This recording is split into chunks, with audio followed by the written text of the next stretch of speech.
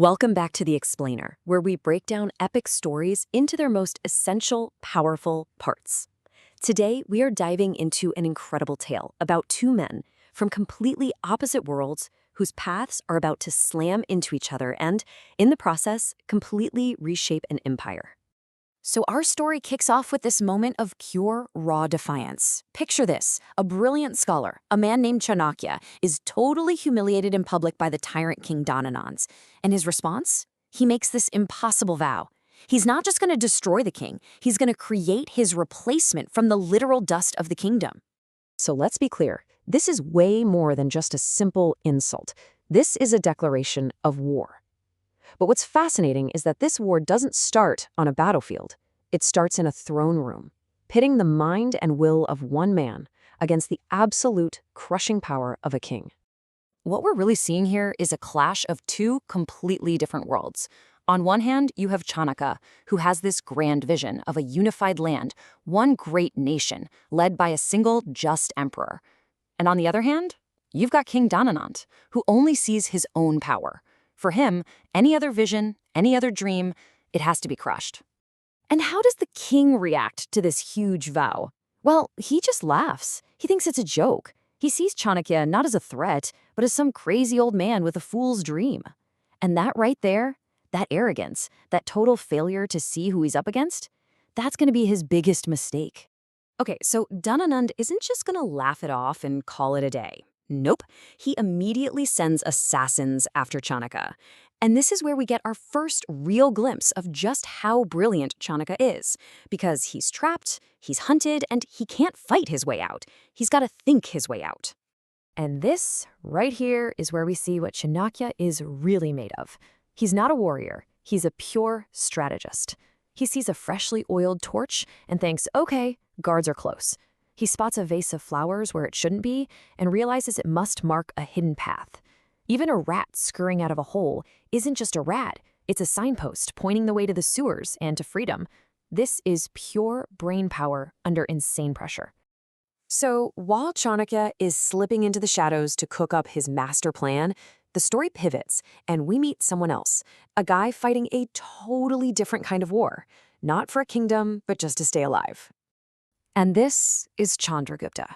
He's not a scholar, he's not a prince. He's property, a slave forced to fight in these brutal duels for his master's entertainment and profit. But here's the thing about him. He's not fighting for fame. He's fighting for the only thing he has, the small group of friends who have become his real family. And this quote, man, it just says it all about him. His life has never been a straight line. It's been crooked, it's been hard, and because of that, he's learned to be clever, to be resourceful, to find an edge wherever he can. He's a born survivor. But just surviving? That's not going to cut it for him anymore. Something inside him has snapped. He wants more. He wants freedom. And he's ready to risk absolutely everything to get it. 100 pan. Just think about that. That's the price tag his master put on his life years ago. It's not just a number, it's a constant reminder that he is an investment, a thing to be used. So what does he do? He makes this insane counteroffer. He basically challenges his master, vowing to earn him 5 times his own worth, an amount that seems completely impossible. It's the ultimate gamble, and if he fails, he's dead. I mean, can you believe the sheer guts on this guy? He's not on his knees begging for freedom. He's walking right up to his owner and framing it like a business deal. He is turning his own servitude into the biggest bet of his life. So where is all this coming from? This sudden all-or-nothing desperation for freedom? Well, it turns out it's all tied to this deep, dark secret he's been carrying his whole life. A secret that's been eating him alive. You can imagine his friends, right? They're looking at him like he's lost his mind. Why this? Why now? What could possibly be driving him to do something so reckless? What is this secret he's been guarding so closely? And the answer? Wow, it is a gut punch. The thing that's fueling all this pain, all this rage, it's all connected to the one person you'd think he'd love the most, his own mother. It's a love that's been twisted and poisoned by a terrible memory. He's haunted by this one memory, an image burned into his brain from when he was just a little kid. He watched King Dhananand, Yep, the exact same king Chanakya has sworn to destroy, publicly humiliate his mother. She was a former queen, Maurya, and Dananan treated her like dirt, kicking coins at her feet. And that is what it all comes down to. That simple bangle he wears on his wrist, it's not just jewelry. It's a physical, daily reminder of that exact moment. For him, hatred has become a more powerful fuel than love, and that bangle is his silent vow of revenge.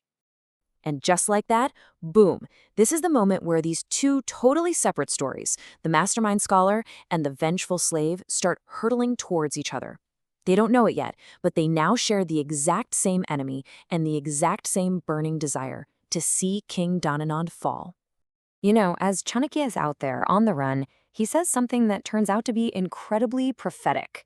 He's searching for a light in the darkness, for some future emperor who can bring his vision to life. He's probably looking for a prince, a noble. He has no idea that the perfect instrument for his plan is a slave, driven by the exact same need for revenge that he feels. Which leaves us with this huge, amazing question, right? What on earth happens when a genius-level political strategist finds the perfect weapon? A man who is a force of nature fueled by pure personal hatred. It's a collision that has the power not just to take down a king, but to build an entire empire from the ashes of revenge.